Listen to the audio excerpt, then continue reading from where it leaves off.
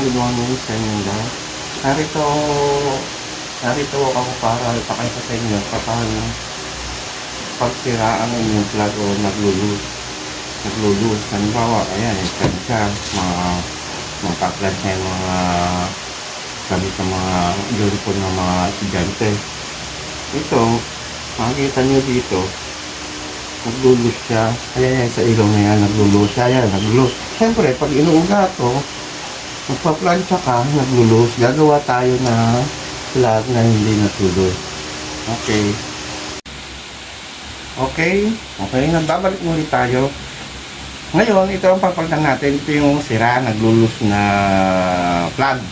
Ito ang papalit natin. Kung kayo may mga sirang appliances na hindi na talaga nagana, huwag nyo itatapon yung plug kasi mapapanabangan pa rin ito.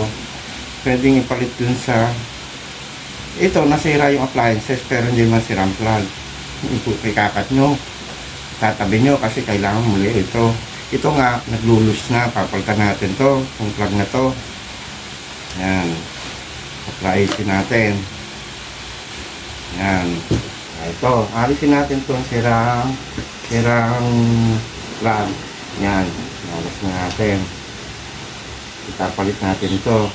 Itong bago, dali lang naman. Sa mga amanantahan na tatalupan lang yung dulo ng cutter o pagka wala kang cutter pagpiliman lang yan, talog na pagka ng talog sabit natin to siyempre yung isang dulo niyan, isang connect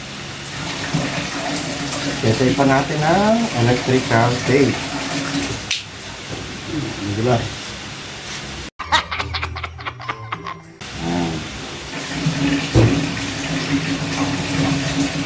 Yung isang linya no? Ang linya ng wire tapos yung pangalawang linya sabit natin kailangan kasi lagyan natin ng electrical tape para hindi kumistrap o sumabog o makuryente ang mga hihipo gagamit ng plancha kailangan lagyan natin yung electrical tape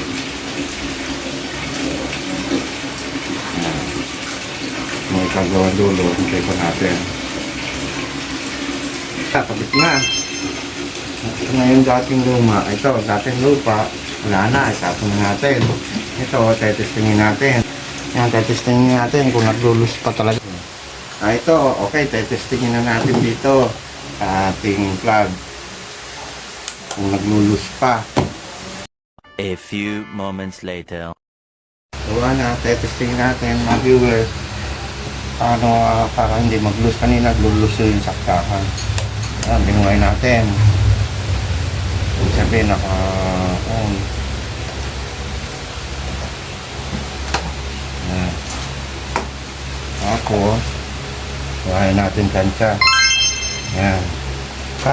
Kahit pauga-uga siya, pag ganyan siya, kita nyo, hindi na kahit pauga-uga, pa-plancha-plancha, hindi na siya naglulus. Okay? Sana nakatulong ako ng tip para sa inyo.